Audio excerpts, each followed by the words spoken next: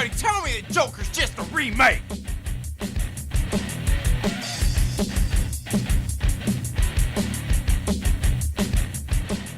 Hey, what's up, y'all? I'm back!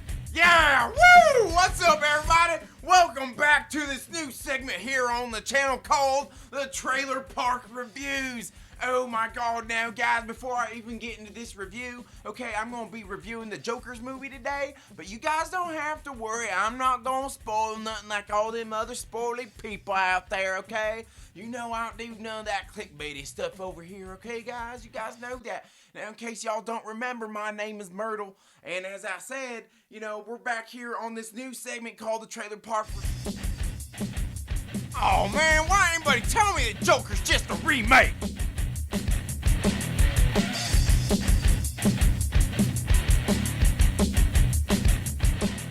Hey, what's up, y'all? I'm back! Yeah, woo! What's up, everybody? Welcome back to this new segment here on the channel called the Trailer Park Reviews. Oh my god, now guys, before I even get into this review, okay, I'm going to be reviewing the Joker's movie today, but you guys don't have to worry, I'm not going to spoil nothing like all them other spoily people out there, okay?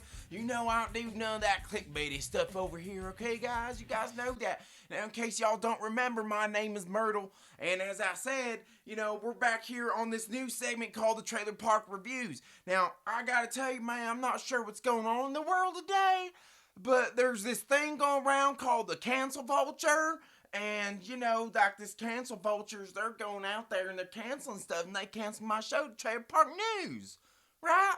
I know, that's exactly what I said. I was like, hey man, like, this is the best show on the gosh dang channel, you don't gonna fire me? You got that other guy over there, he does them shows where he flattens his gums about a whole bunch of nonsense all the time. Who the hell listens to that kind of stuff? Ugh. Yeah, I don't know what's going on in this crazy vulture world, man. What's with this cancel vulture anyways? I don't know, man. I don't know. That kind of stuff confused me.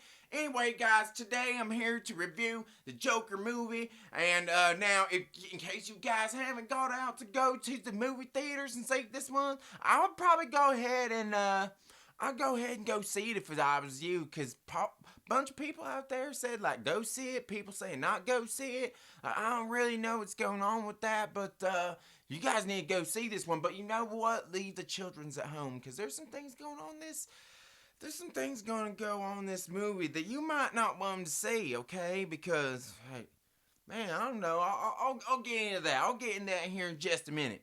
So, yeah, anyway, I finally got a chance. I woke up this morning, got up, okay, I didn't wake up, guys. Y'all know I was still sitting around the house drunk from the night before, man. Me and my boys was out riding our hogs through the night. We had some beers, we went up to the bars and stuff, and was doing some karaoke. Man, it was a good old time. Anyway, that's neither here nor there, man. So anyway, we was on a late night bender, and we went ahead and decided to go ahead and, we went to go watch this Joker movie at the movie theater, and you know, guys, this was a pretty good movie. I gotta tell you, you know, there was like, you know, the direction was really good, you know, like a whole lot of stuff. It was pretty dramatic.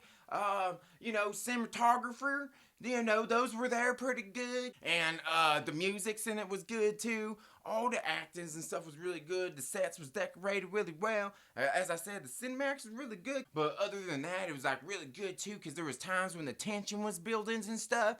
And you know, like yeah, I don't know, it was, I don't know, just the, you know, the way those movies kind of go back and forth, the way they frame things, you got wide shots, then all of a sudden you got them up close shots and the back and forths, and just the way it builds up along the soundtracks and stuff, it's really well done, okay? So yeah, okay, those things was good about this movie. Again, the direction there from, okay, now, the movie itself was directed by Tom Marinvich. Okay, Tom Marinvich, he done some other movies out there before, and Tom Marinvich, you know, he's done some stuff throughout his career. He went ahead and directed this movie. Now, the thing here is, he did a really good movies, but he used to do, like, funny movies, and I know that other guy here on the channel, he talks a lot about how people that do funny movies somehow know about dramas, and I don't know, man, I guess he's right this time in this case, man, because we got this guy from the funny background, and, you know, he making this movie, and it was pretty serious. Now, there's some things in this movie that I kind of feel was like real you know what I'm talking, algorithms to our real life. And, some of them I think was kind of done on purpose, and some of it I think was done, just like, it's like, coincidences. So there was that stuff right there. But then this movie really told about a big problems in our society with these people that seem to have some sort of disconnect with other people and don't seem to like them. And they just want to beat them down and run them down and, just a whole bunch of mean people out there. And I gotta tell you guys, and that's one of the things you want to be careful you take these kids to the movie, because man, I'm telling you, man, this, you won't want your kids kind of seeing that kind of stuff. They never want to ride bicycles again, man. They never want to ride bikes, because that's what it has to do with, man. Like, see what it is, like, this movie is about cyclists. Yeah, people that ride bicycles, and it kind of pertains to me and my boys, you know what I'm saying? We go out riding too on the weekends, on our bicycles too, but, got one of them ones that kind of looks like my little chopper too. Yeah, it's pretty cool. Anyway, I take the kids out and we go ride. But anyway, that's beside the point. But this movie's about a bunch of cyclists, okay? And how they're marginalized. Now, what happens is, like I said, this movie was directed by Tom Marinovich and it's starring Joseph Gordon-Levitt, and he is a bicycle courier in the city. And he just has a bad day. He kind of... What happens is there's a bunch of jerks there in the city that kept skimming by him, buzzing by him a little bit too close. And finally, there was some people that just started messing with him, and he ended up getting... It was like a hit and run, and he got hit by one of the cars out there, man. And he got beat up pretty bad. And, yeah, it was pretty bad, man. I'm telling you, this movie about cyclists out there. And, he was pretty messed up from it and stuff, and so, he goes back to his job delivering the bike courier stuff, and he has this one package, while he's out working, and, it ends up, man, the message he was delivering got wet from his water bottle. Anyway, it wasn't good. His boss was upset at him. Then anyway, he gets this, he's there, and there's another courier there talking to him, and the courier says, and don't worry, guys, I'm not going to go into spoilers about this here. I'm not spoiling the movie. I'm just kind of telling you, this movie's a remake anyway. You've probably seen the other movie out there. So, anyway, this co-worker of him, gives him one day, he's like, hey, man, I heard about what happened to you out there, man. Here, man, he gives him something in a paper bag, and it shows, and what it is, it's a frozen water bottle. And he says, man, we got to protect ourselves out there against these motorists out there, man. None of them care about us. They're all out to get us, but we got to protect ourselves. And you know what? These frozen bottles help. And he looks at him, he's like, man, we're not supposed to carry frozen water bottles with us, Gary. And Gary's like, shh, it's okay, man. You can use the freezer at my house anytime. I got your back. And anyway, so he goes ahead and he takes this frozen water bottle with him on his next courier job. So anyway, his frozen water bottle, while he was there delivering the little letter, the courier, the message, his frozen water bottle fell out on the ground, and they're not supposed to have those. Bad for you couriers, man. He got busted. So anyway, he's like, he picks it up, puts it back in his bag, he's just acting all casual. He's like, shh, and like, the lady he was delivering to, about the message, it was all wet, she called his boss, and he got in trouble. He's ended up getting fired and stuff. Yeah, he lost a job, man, and the boss was like, hey, man, I heard you had a frozen water bottle with you. You know that as bicycle couriers, you're not supposed to have frozen water bottles with you. And Gary, he said you tried to freeze your bottles at his house. So, we can't keep you on any longer. And he gets fired from his job.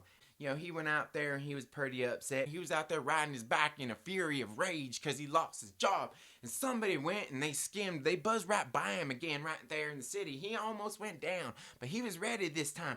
And he took that frozen water bottle out of his pack and he chucked it at that car, man, and broke his back windshield. And he took off on his bicycles. But he felt so liberated. He felt so liberated because he did something. He stood to the demands. The people's the automobiles people. And, man, I'm telling you, it was like heavy, intense stuff, right? Because, he's sitting there on his motions, and he kind of got upset because he lost his job. He threw the water bottle. He got some justice out there. Justice for cyclists, man. And, Yeah, so this movie, like I said, was made off of a remakes as well, okay? And I'm telling you, they actually had Kevin Bacon in the movie too, right? Because he was in one of these movies back in the past, and that's what it was kind of based off of, and they made that one off of this one, and man, it was pretty crazy, but Kevin Bacon was in the movie too, and you know, he was playing a different role. He was kind of like, you know, one of the antagonist kind of peoples out there, because, he's one of the people. He was one of the people who was the motorists. And anyway, so he goes on this delivery. He goes on this delivery to this guy's business to deliver a package for him. So he's making this delivery. He has his frozen water bottle with him. You know, during the boarding room meeting, he brings him up in there and stuff, and he delivers the letter, and he starts yelling at me and says, "Why's my package wet? My letters can't be wet. You got a frozen water bottle with you, son. What you gonna do with that?" And he chucked his water bottle at him, man. The frozen water bottle right there in the middle of the meeting. And he felt liberated. He was arrested.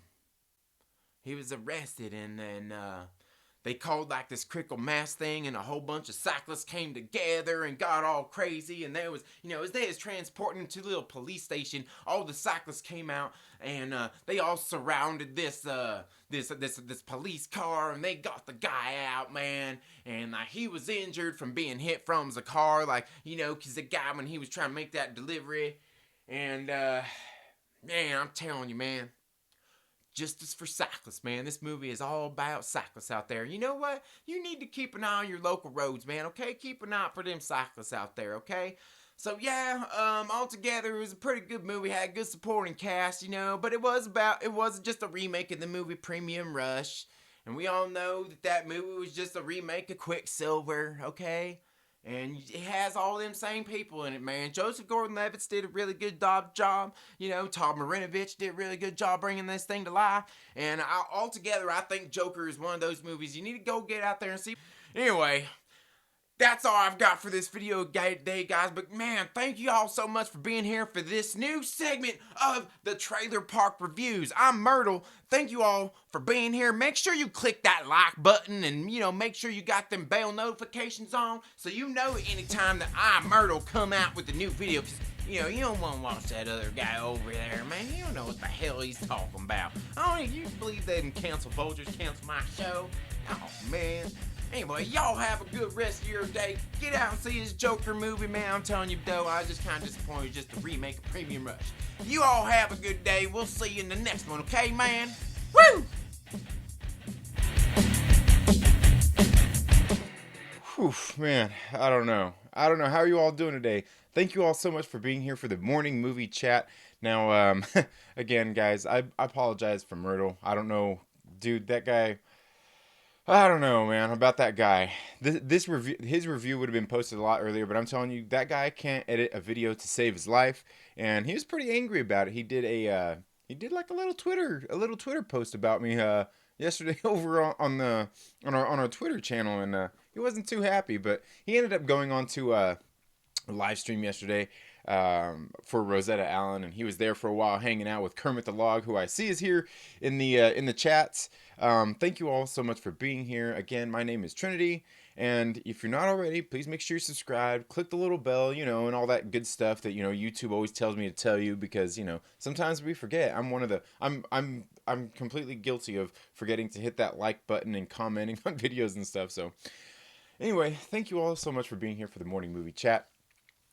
So today we're going to go ahead and discuss the Joker movie. Now, I really won't get heavy into spoilers or anything. I'll, if I'm going to say anything like that, I'll go ahead and let you know. Like I seen Wookiee Lives Matter was here earlier, said he hasn't had a chance to go out and see it. Justin Rican in his comics says he hasn't seen it yet. But yeah, I don't know. Let me know that down in the comments below. Did you guys get out to go see Joker at the theater yet? I thought it was a good movie. I really did. Now, there's obviously, a lot of stuff going on in the media, people, these scare tactics and all that stuff going on out there about this movie because it's a violent movie. Oh my God, there's all kinds of other movies that have been released this year that have been violent, guns and all that stuff. And Nothing happened at the theater, folks. I mean, I'm sure something probably happened at some theaters. I heard there's, some instances of people being jerks and all that stuff. But hey, if you ask me, that's just about every movie you go to. There's somebody being a jerk, pulling out their cell phone, or, just that kind of stuff. The kind of stuff that makes me angry. Dude, just put away your phone while you're at the movie theater. Anyway, I want to say what's up to everybody. Thank you all so much for being here. I see we got Kobe Reviews Movie, Wookiee Lives Matters, Drunk 3PO, Kermit the Log, Star Wars for Life, Jeremy's Instagram page, fan page. And I'm sorry, I can't remember your name that runs that show or that runs the channel over there. My bad. I know I'm terrible. Rod the Rican, and Kermit the Log. Thank you all so much for being here. I do greatly appreciate you being here. Tracy Woody as well. Thank you all so much for being here. So yeah, I did get a chance to go out and see Joker. I thought the movie was actually really good. I thought it was really good. Now, the thing is, I was saying before we ever went into this movie a while back, when they were still in production and everything, Todd Phillips was out there saying that this movie wasn't exactly about, wasn't about the, it wasn't about like based off like the comic books or anything, which for the most part it wasn't really, because as far as I know, in the comic books we never really got a full history of like the Joker. He don't really have any exact origins. It's just kind of all just left up in the air, which isn't necessarily a bad thing. I mean, it's just one of the villains. I mean, do we really need to know their backstory? I mean, they're kind of the ones we're not supposed to sympathize with, right? And that's kind of this movie right here. It didn't really much go into it, other than the fact that we see that this guy is just kind of a guy that's been beat up by society, and has really just been met with a whole lot of obstacles in his life. He's somewhat of a nutcase. He's somewhat of a nutcase, and in all, I thought it was really good. And this movie was exactly that. This movie could be a movie just called Joker without no spoilers here. No spoilers here. Let's see.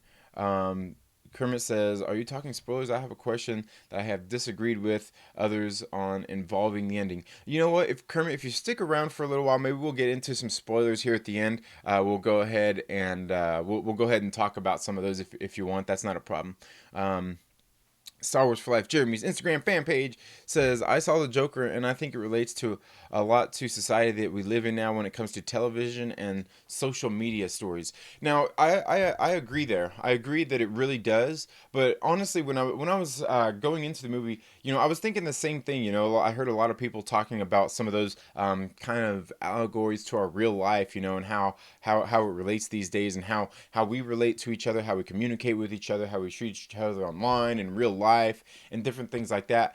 And the one thing I would say overall is it's really something reflective of just society, not even just today, but really always has been. And I think that's one of the things that was nice about it being kind of like a throwback movie that is really really, it's just kind of a remake of Taxi Driver. I mean, for the most part, it really is. People were talking about like King of Comedy and some of these other movies that it kind of parallels. And for me, like, I watched this movie and it really just reminded me of Taxi Driver. And I don't think I've seen King of Comedy since I was a kid. Like, I'm talking like kid, like under 10 years old when I seen that movie. So so I can't really say on that one. That's one I probably need to go back and watch. But I think that it really it's really just kind of, I mean, it's a tale about society altogether, because I think these same kind of things that are in the movie are things that have been around forever. You get somebody out there who is not even necessarily a whack job, but somebody who's just kind of a outcast of society, who doesn't really get out and associate much. And then we see obviously there's somebody in a prominent position in society who decides to go ahead and make a run for office, and just all the kind of division that kind of creates, which kind of, no coincidence that we're getting ready to get into the election cycle here in the United States. But this is something, like I said, I think it really kind of goes on and has gone on in real life for a really long time, where you got like the whole political game and just things like that. You got people protesting and just has their different views on the patriarchy, if you will, or anything like that. It's just really just kind of things that aren't just necessarily a symptom of our society these days, but a symptom of our society probably since pretty much, the whole history of the United States, really, as far as people have been voting people into office and things like that, as far as presidents are concerned, whether it be presidents, mayors, commissioners, anything like that. And I thought it really played a lot on that. And again, like I said, to me, when the movie opened up, it was just everything about it. It really was reminiscent of Taxi Driver, and you could see like they used a lot of that. The film grain, was really grainy. It had the old school look. It was a throwback. It looked like it was probably taking place in like the early '80s, and I thought that was a really well played on Todd Phillips' part, doing that. This movie is really seemed more like an homage to a lot of those kind of tales, while interjecting the Joker character, because I truly do feel that this movie could have just been called Joker without it actually being based on the Joker character. Because I mean, like I said, it was just like Taxi Driver. It was just like Taxi Driver in so many ways, And but by all means, it's something that you should definitely get out and see if you're like a fan of those types of films, like Taxi Driver, like a King of Comedy, like a Goodfellas, anything like that. All these kinds of movies. It's really reminiscent of a lot of these kind of films. And altogether, it was really, really well shot. And what I did like about it too was like some of the direction, like Todd Phillips had done in the movie, with just like the actors and just different things going on. It was really good. The cinematics was great. And what I noticed was that was one of the things you see a lot of the camera movements and a lot of the way the film is shot is really reminiscent of a lot of like those old school films back in the 70s and early 80s, and just those kind of films in general, where sometimes you get some of those kind of, they almost seem sloppy, like up close shots, and then just the way everything is framed in there. It really does remind one of a lot of those, I guess classic film noir kind of movies, I guess you could say. But again, really well done. And we see that the character goes through. I mean, does the character really progress throughout the movie? Is there any real character progression here for Arthur Fleck? I'm not sure that there really is, because it seems like he starts and finishes the movie the same character, just with a little more. How would you say? Just a little more confidence is really all that really happens. I mean, I'm not sure that there's a whole lot there, and that in itself isn't necessarily a bad thing. It's just. It's just, I mean, it is what it is. It is what it is. But altogether, I could see why people were talking about this movie. It is a pretty violent movie, and there are things that lead up to it. Like the building of the tension and the stuff like that. That it is almost kind of disturbing at some points. Man, it's building up. The buildup of it was really good, and it's something that we don't see a whole lot of in movies these days, because we don't really get a whole lot of these types of movies out there in the film world anymore. It seems like this is kind of I wouldn't say it's a dying breed of movie. It just seems like we get so few of them these days that are like that. And altogether, I think it was really well done. It is pretty violent, so if you're not into violent movies or anything like that, it's probably something that you don't want to go out and see. Maybe you can, wait for it to, go on DVD or anything. But again, if you don't like these kind of movies, you probably don't even want to see it when it comes out on DVD. But I really did think it was a really well done movie, really well done altogether. Um, uh, let's see. Oh, okay, yeah, you're still here. Yeah, yeah, that was just kind of a review that I had done. I didn't get a chance to repost Myrtle's review here on the channel, so I went ahead and made it part of today's show. Um, and yeah, let's see. Oh, I must have skipped over here. Okay, here we go. Um, how do you feel about the police inside the movie theater? Do you think it was necessary? Honestly, at my movie theater, that didn't happen. I don't even know that I've seen anybody there at the movie theater, at our theater, like security or anything. Now, at my particular movie theater, there's usually heightened security on the weekends anyway, just because, we get kids going in there. There's sometimes fights and just all the things that go on these days, and to me, that's just really kind of sad anyway, that they have to increase security on the weekends for a bunch of teenagers that don't know how to conduct themselves.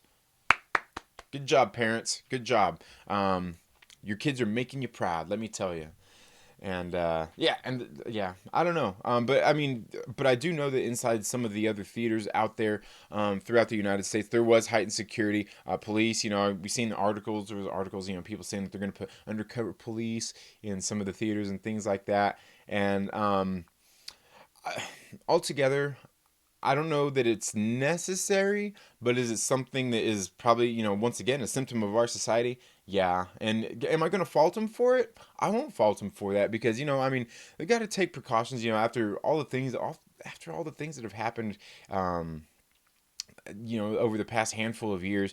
I mean, it's just kind of sad that we have to do that. That's what it's come down to is, having to heighten security over a friggin' movie. A movie. Did they heighten security over Rambo? Did they heighten security over any other violent movies that have happened out there? I was talking about this the other day. Let's take a look at Avengers Endgame. Let's not act like it wasn't violent. Like we see at the beginning of the movie, a handful of Avengers actually literally go and jump Thanos. They jump Thanos. They decapitate Thanos. That's pretty violent if you ask me, especially for a PG-13 movie. So, but yeah, as far as necessary, I don't think it's necessary. Is it something that they wanted to do? I mean, was it good for them? Yeah, I mean, good on them, I guess. I mean, you know, I guess whatever for the safety of people, whatever makes people feel safe. I mean, that is what it is.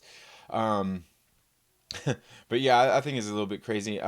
She also says, I've never seen Taxi Driver. Man, if you haven't seen Taxi Driver, it's one you should definitely check out. Again, once you see Taxi Driver, you'll understand why a lot of people are saying that this movie is a lot like that. Because it really is. It really is. And coincidentally, Robert De Niro is actually in that. He's the lead character who's kind of the same character that Joker was in this movie, doing the same kinds of stuff. Um, and the one thing I will say about this movie is, the character of Arthur Fleck, he's kind of crazy and he's going out there, he probably thinks that he's doing some good, that somebody's going to get something out of it. And that's one thing I've talked a lot about here on the channel is, something my mother always used to tell me is the path to hell is paved with good intentions. And sometimes people go out there doing things with the best of intentions, but they go about it the wrong way. And a lot of times this doesn't necessarily justify the means in which they go about doing what they're doing. And I think this movie is a lot that. Where somebody kind of has a message they want to get out there in the world. They want to do something with their lives. They want to make something of their lives, but they go about doing it all in the wrong way. And we see that pretty much just in every facet of our lives out there.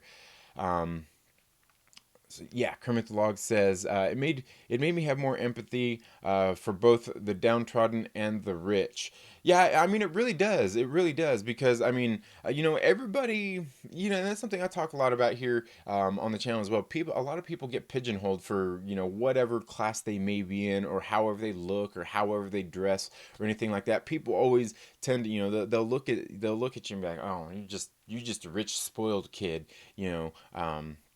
you live a life of affluency, and all of a sudden, like, just because the kid grows up rich doesn't mean that he's lived like a great life. You know what I mean? A lot of these people that live in that type of society, like a Bruce Wayne in this movie, for example, that grow up in that type of affluent background, don't think that they're living just because they have money doesn't mean that they're living great lives.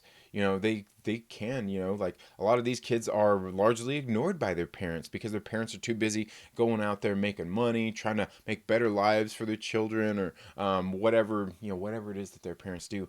So a lot of these kids get neglected. Kids out there that are grow up in that are just as neglected as some of the kids who are living in poverty. Yeah, I definitely.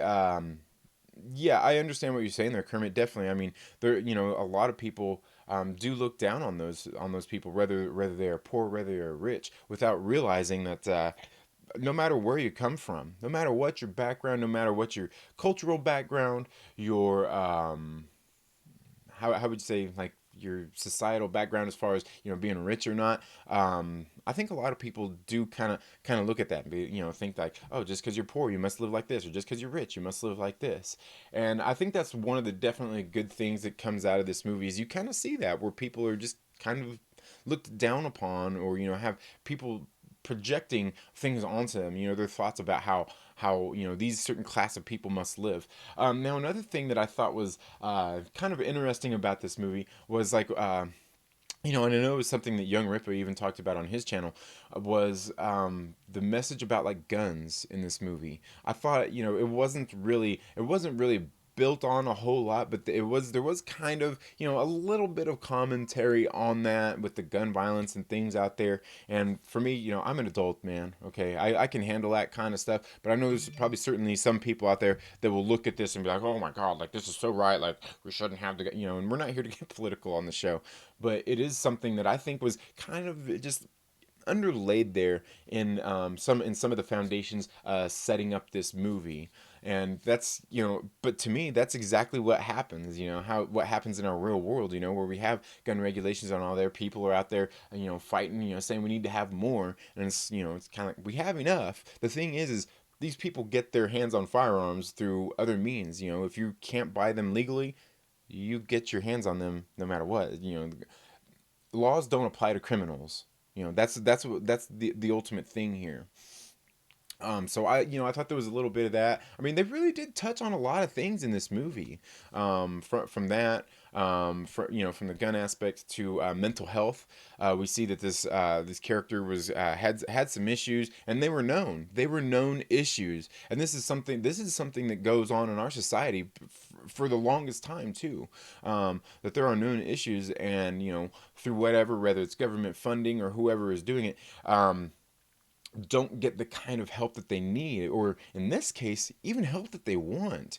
And there's also the same kind of messages about the pharmaceutical companies out there, while they're still going about this as well. If And again, this isn't anything I want to get into, but I'm kind of against like pharmaceuticals and all that stuff, like all the drugs and all that stuff. Like if you need it, if it's something you need to save your life, or something you really have a condition you need that stuff for, good. But for a lot of times, I've seen out there, probably even experienced it myself, where doctors, they'll just write you a prescription for something and here you go get your medication. And I don't know, me, I don't like that. I went to I know here in Southern California, they used, before marijuana was legalized, they had all, you'd have to go to the doctor and get your MMR, which is a medical marijuana recommendation, and you could go into these. The one place I had went to that I knew I could go to and get one of those for a good price.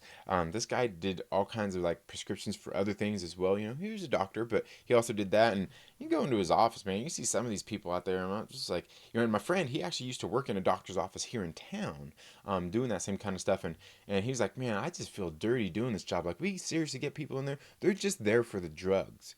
They'll act up and everything just to get their drugs. Like, we just filled your prescription last week, buddy, and you're in here again being a jerk and acting, just going off because they want the drugs. And most of the time, again, that's just the game of the doctors and that kinds of stuff. And I do that in my work as I go to service doctors' offices and things like that. And when I see this kind of stuff, I mean, it does. It kind of makes me sick. It's kind of off-putting. It's kind of off-putting.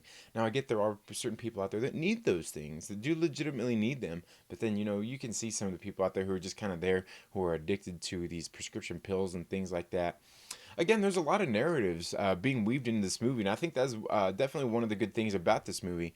And something that I think even a movie like Taxi Driver kind of points out as well. And there's lots of other examples, just kind of how society and how we treat people, and that's something I think is largely kind of covered on in this movie, in a really good way, the way they done it. Aggressively relaxing, thank you so much for being here. Says Mary is having a hard time dealing with her daughter's family moving out of her Gotham suburb. Now she is finding out 60 is the new 20. Meryl Streep is Granny Goodness. Yes.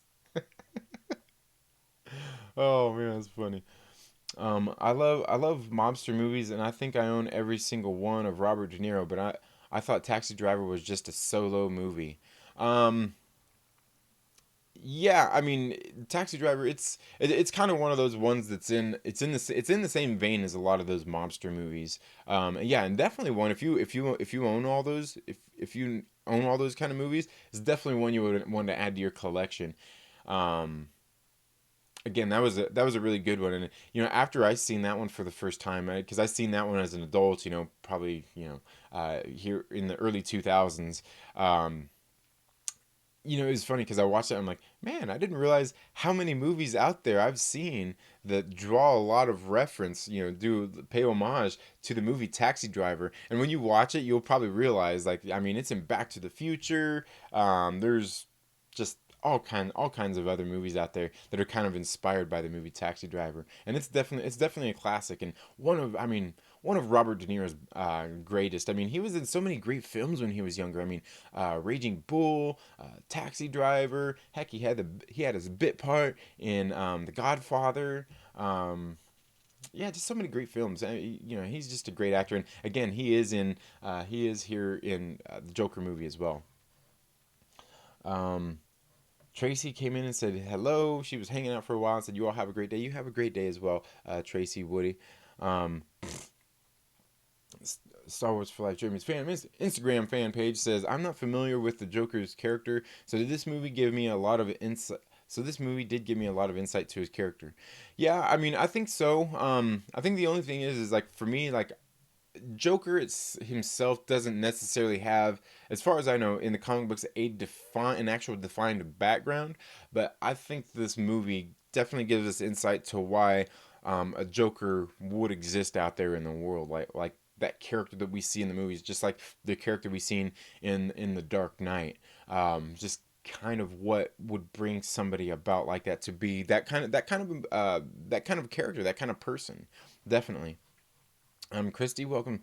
Thank you so much for being here. Christy says it might also be publicity that the studio integrated for the movie. Yeah, I think that's true. I think that's true. I mean, obviously, for the most part, any press, even bad press, is good press. It's all good. Now, I do think, Warner Brothers, it was good on them. They kind of made a push back at the media by not, telling them, they're not welcome at the premiere on the red carpet and all that stuff for some of the things that they had done. Because I do honestly kind of feel this movie was kind of singled out in a lot of ways for what was going on in it, for the violence and all that stuff. Because, like I said, we had Rambo that just came out not too long ago. John Wick 3. Was there anybody out there complaining about violence in John Wick 3? And that one, we knew going into John Wick 3 that movie is all about gun violence and shooting things up, bang bang, and all that kind of stuff, revenge, and I mean, we knew that, but yet there was no big deal made about that movie, but there was about this movie, and I think part of that is maybe it's just because the counterculture, the nerd culture, along with the violence, along with all these things, because John Wick 3 wasn't necessarily one that's really big in the nerd culture or comic books. Now there are comic books out there based on the John Wick franchise, but for the most part, that movie, it's not based on comic books. They just happen to make comic books after it came out, and those are on Dynamite Publishing. In case you guys haven't checked those out, I haven't got a chance to check those out or anything, but I've heard good and bad things about those John Wick comic books.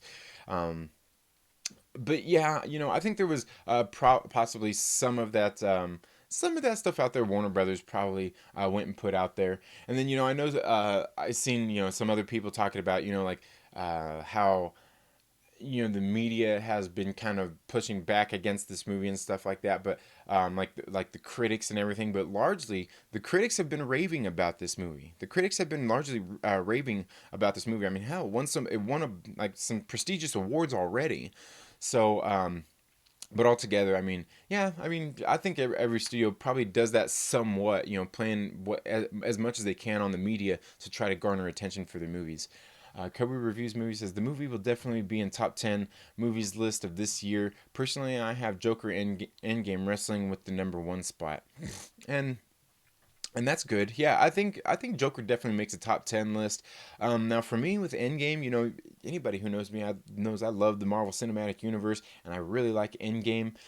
But for me, Endgame, I'm not sure. I mean, it would probably definitely be in a top 10 for the year. I mean, just everything that was done in it, but altogether, like, the rewatchability of it, I'm kind of questioning. I've watched it a couple of times, since it's come out on digital and everything. They're just, I mean, it's such a great movie, and it's a great culmination and an end to the Infinity Saga, really. Because I mean, Spider-Man, saying Far From Home is really the cap off of Phase 3, but I mean, really, largely it was Endgame. I mean, look at Far From Home as more of kind of a segue, getting ready to go into Phase 4.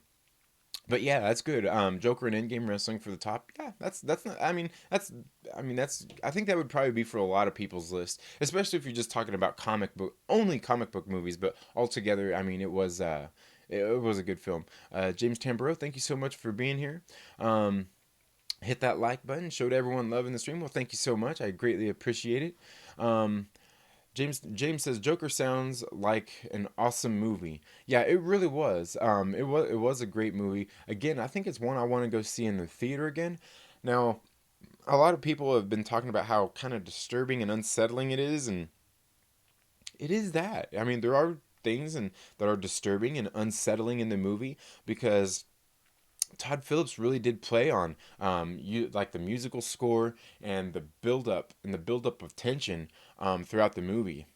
There's parts in there that are really meant to make you feel that way. They're meant to invoke those feelings out of you going into the movie. It was really good the way they did it all too, because those times in the movie as it was building up and where I'm sitting like, man, this is getting heavy. This is really getting heavy, and like you can feel the tension building up to those climaxes and the way it's going. And in case you've never seen like you know like a great movie and how they do that, this is kind of a master class on that. Where you see the tension building up, where you get this shot, you get that shot, shots back and forth. It's kind of I don't know. I think in one of the I think Quentin Tarantino, I think it was on the was it on the for Pulp Fiction, I think he did a commentary track where he talks a lot about filmmaking and stuff on the commentary track of it. How and maybe it's just the commentary track like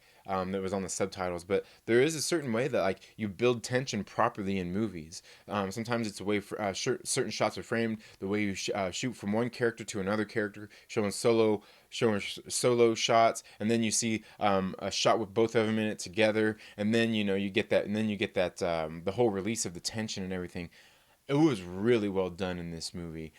Definitely, this movie should and is deserving of all the rewards and all the accolades it gets. Now, I do realize this movie isn't for everybody. It's not your typical comic book movie at the same time either. It's really more of like I said, in the vein of like those Taxi Drivers, those Goodfellas, those really great movies by a lot of the classic filmmakers that we have out there. It's really more of that than it is a comic book movie.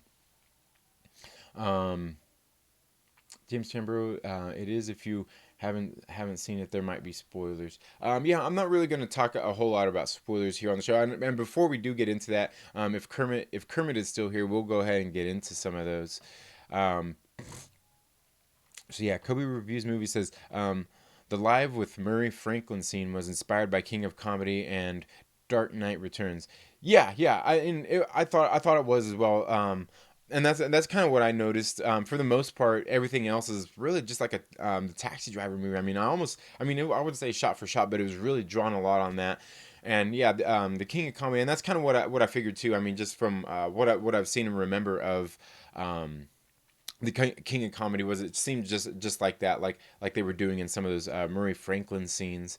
And again, those were really well played too. And some of the things that we learn later towards the film, just kind of in Joker's own little world, in Arthur Curry's own little world, some of the things going on in his own head, it almost kind of makes you feel like I almost kind of figured, like you just kind of, I don't know, when you see him, when there's that kind of big revelation, kind of like, well, it really kind of makes sense. It really does kind of make sense. Um, Jeremy for Life, Star Wars for Life. Jeremy's Instagram fan page says, I'm a medical assistant and I know exactly what you're talking about. I see people go out of their way for all kinds of drugs, even medication that they don't even need. Yeah, and that's what's crazy. I couldn't, a lot, like, for real, like medical assistants, you work in a doctor's office, anything like that, where they're giving this stuff out. Hats off to all these people, because it's a kind of job I couldn't do. And honestly, like, in a lot of those places, like I said, like the place where my friend worked at, where there's a doctor there treating people, seeing people, and just issuing out those drug prescriptions, I couldn't ever be one of those doctors. And so I know, a lot of those guys have very little integrity, because I know there's actually doctors out there who are just basically drug dealers in that way. And we're talking I'm talking like real drugs. Pharmaceutical drugs, those are the real drugs. And that's why there's kind of the war on drugs in our country, and not to get into politics, is because they want to shut these things down, these illegal drugs, for the non-illegal, the pharmaceutical drugs. To me, these are the worst kind. They honestly, if you ask me, they have worse effects on people than the illegal ones, And but hey, that's again, I'm not here to get into all of that kind of stuff. That's a whole other discussion. But and to me, a lot of these drugs that people are out there after getting these prescription drugs, they're disgusting. They are disgusting. I mean, I seen this guy that I knew, like, he used to take the drugs, those pills. He would crush them up and smoke them like they were, like he was chasing the dragon and stuff. And I'm just like, really, dude? Like, ugh, like, you disgust me, bro. Like, that's just nasty. That's like the lowest of lows, man. Like, I can't do it, man. I just don't see how people do it. But yeah, and hats off to you for working in that environment. It's certainly not for everybody. I know I couldn't do it. I know I couldn't do that job. I mean, I'm not saying, and just mostly for mostly due to my, and that maybe that's one of the reasons I probably would be good at it too, because I feel I could do some of that job too. Is just kind of like my integrity, my moral integrity, and things like that. Because doing that job certainly isn't easy, and it's certainly not for everybody doing that job, because that's tough. That's just a tough environment to be in. James Tamburo says the Joker is my favorite villain. Yeah, and he's a good one. He's a very good villain, and there's a lot of that in this. And I think there's a certain amount of this Joker that we won't see in a regular, maybe Warner Brothers, like if they continue the DCEU kind of movie. If they ever want to keep it PG-13, you won't see that Joker, this kind of Joker, in those movies, just because he's a crazy, violent Joker. That you probably, a lot of people wouldn't want their kids to see, depending on their ages, wouldn't want their kids to see on screen, because I don't think you can portray this kind of character in a PG-13 movie. And that's actually something maybe DC should play on a lot more. I've heard a lot of people talking about this, even young Ripa himself was talking about that in his live stream. Is this is maybe the kind of movies that Warner Brothers needs to look into making more of. Maybe they don't have to necessarily tie into the DCEU, but maybe they should. Maybe they should, so where they can build their DCEU and have, where they have their safe PG-13 movies, where you have a lot of your Batmans and your Supermans and your Wonder Womans, build them in that PG-13 movie, and then you can do those rated R movies that tie into it as well, that you don't have to take your kids to, but can still are adult friendly. You know what I mean? So where you can go out and enjoy one of those kind of movies, it's more violent and gritty and over the top. Well, then there's still the movies, and that's just the way I think they should probably do it, where they have these violent movies interjected and intermingled in with some of their more friendly ones. And I honestly think that the MCU, Marvel Studios, would be smart to do some of the same things, is to go ahead and make rated R movies. And just do them, sprinkle them in here and there. You don't have to do a lot of them. It doesn't take a lot to and that's the thing for us fans. It doesn't take a lot to satisfy us. It doesn't take just wet our beaks a little bit. Wet our beaks a little bit. You want to keep Deadpool rated R? Do a rated R Deadpool movie. Toss them into an Avengers movie. Toss them into a Captain America movie, a Spider-Man movie, where you do clever edits and cuts and keep him PG-13. He can do that. He could easily do that. And then, like I said, just keep some of them rated R. To me, you would build a bigger fan base that way by getting more people into it. The adults get to have their movie that they're not going to take their kids to, and they can decide if they want to let their kids see it. And then you got the PG-13 side where it's safe, you can take your kids to, and all of those kinds of things. And the PG-13 one, you can see even Avengers Endgame. They went and they really pushed the envelope. You can push the envelope in some of those movies. That's just if you ask me, but again, I'm not there at the studios making the movies. Maybe I should be, though. Maybe I should be. Let's see. Star Wars for Life. Jeremy's Instagram fan page says, "I'm going to read Taxi Driver on TV today, just to see what you're talking about when it comes to the Joker."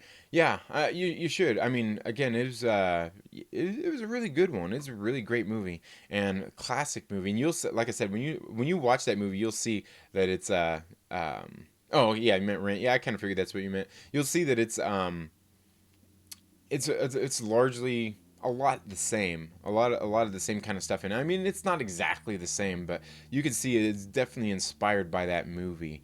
And that's something that I gotta say Todd Phillips did really good here, was paying homage to a lot of those old types of movies, and the way it was shot, the way it was done, the film graininess, everything about it was really excellently done. Kobe Reviews Movie says Joker Worldwide has made nearly $250 million in its opening weekend. That's not too bad. That's really not bad for this type of movie. And just kind of how big and epic it is, and how violent it is. Again, it's not a movie for everybody, but I know it's something for me. Like, I have some friends who would definitely not want to watch this movie, just for the violence and the things that go on in it. And they're adults, they're adults, and by all means, not all adults are all in the same thing. I know there's probably people out there like, come on, man, grow up, man. Like, that's the world we live in. Yeah, it is, but some people don't want to see that, and I completely respect people for having those kind of boundaries. There's nothing wrong with that. There's nothing wrong with that.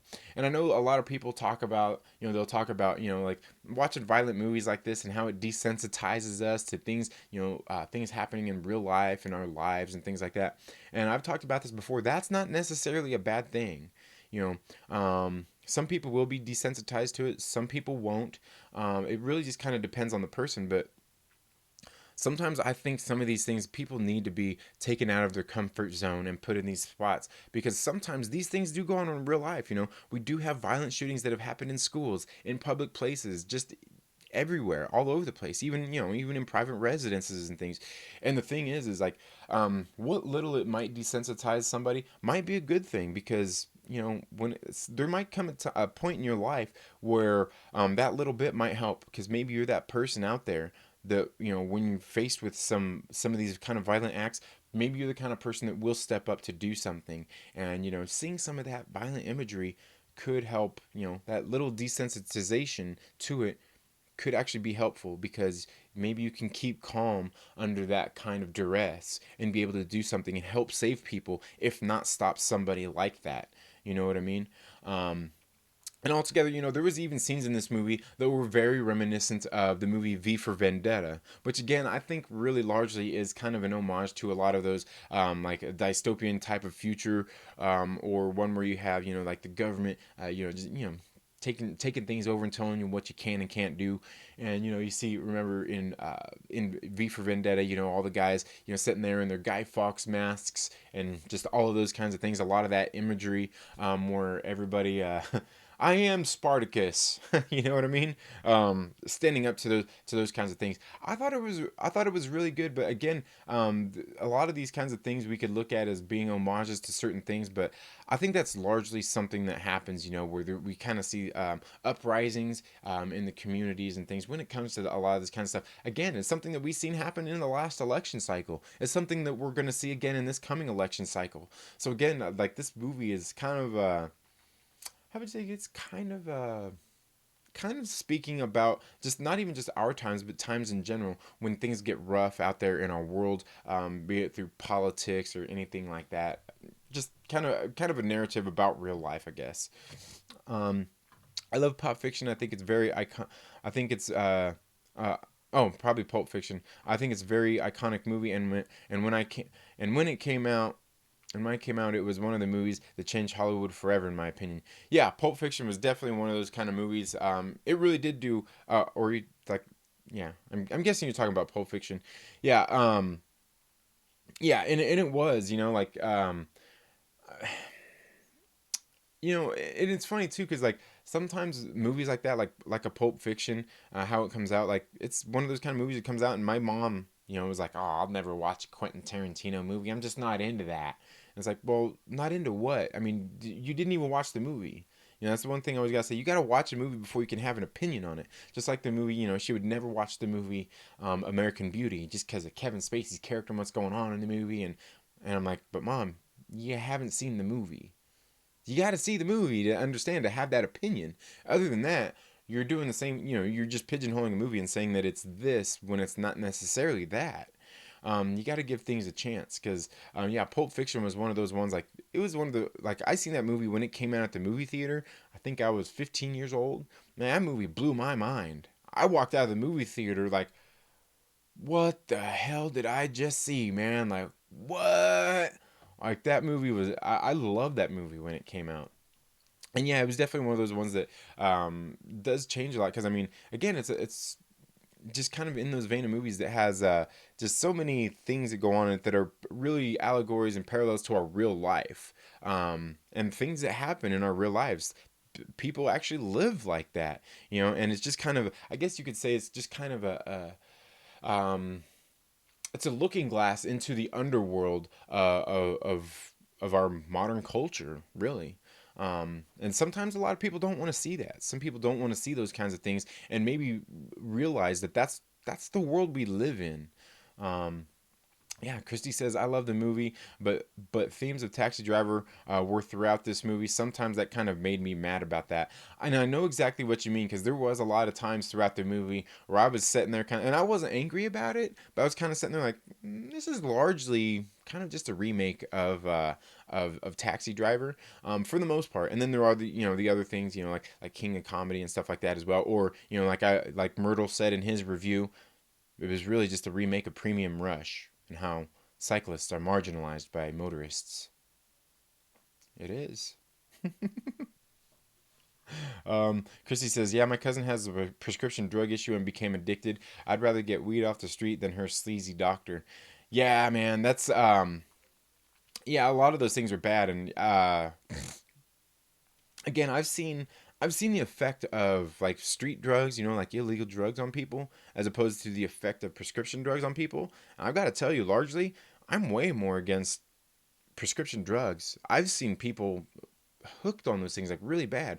Where I've seen people hooked on other illegal drugs as well, but not like that. Like it's a completely different thing. Like most of the people I've seen do the other stuff, it was like recreational use. They're not out there doing it all the time or anything. I mean, maybe Kermit, Kermit, yeah, you might occasionally catch in between the lines, but that's about it. Most of the people I know that ever did like hard illicit drugs, they never did them like that. Where I've seen people like literally abusing prescription drugs because they're legal, right? They're legal. My doctor prescribed these to me, and that's just an excuse. And yeah, there's unfortunately there's some of those doctors out there, and it's just sad. That's just sad because these people they're practicing doctors. They have medical degrees, and they're out there selling their integrity just to make a buck from a pharmaceutical company. And sad, it's sad. Kobe Reviews Movie says, if DC will make more films like Joker, I would like to see a gangster film with Penguin, Gotham's politics film with Two Face, and GCPD film with Jim Gordon and the Riddler. And that's what I was. I almost wonder if they're going to, because I noticed DC lately, with their Year of the Villain and everything, they've actually done some one-shot comic books out there, and they recently did one. I believe they did one on the Riddler, and I think they did one on Joker as well. They should do that. I mean, it would be smart of them, to do that movie. They would be smart to do more of these kind of in-depth character analysis on some of these villains, especially rated R, to see how the kind of their world and their kind of what brought them about. Whereas I don't know that a Batman movie necessarily has to be rated R. Even like a Bruce Wayne, how his parents were killed, and we kind of see that here in this Joker movie. A lot of that stuff doesn't have to be done. It can be done PG-13, or even in a PG-13 movie, and doesn't have to be rated R. Where then you could do the villain backstories rated R, and they might be good for going out and doing that. It'd be a smart model for them to do. The only bad thing is it's funny because Josh over at the Den of Nerds was doing a video about this yesterday as well, where he's talking about some of the bad about this movie, coming out of Warner Brothers, is they're very reactionary. As far as their movies are concerned, it doesn't seem like they really have a game plan, and the success that this movie is seeing, it could be a bad thing because they're more reactionary than having a plan. And next thing you know, they have the success out of this movie, so they're going to scrap everything that they've got going on, and then they're going to follow this model, and then it's not going to work for the next movie, so then they're going to scrap that, and they're going to go back to this, and then it's not going to work. They're just so back and forth on what they're doing. And I think that the ultimate thing is that it'd be probably better served by making these violent rated R backstories on their villains, and then making their other movies PG-13. just kind of an idea. So I mean, there are some there's some good things and bad things coming out of this movie ultimately that are ultimately going to affect Warner Brothers. And let's not act like it's a joke, man. You know, it's true. You know, Warner Brothers has their issues when it comes to things like that, which is sad. You know, like I said, and I've talked about this before. Warner Brothers really is over Marvel Studios has more of a rich background in making comic book movies. Now, I'm not sure that they actually produced like the Superman movies back in the day, the Christopher Reeve ones.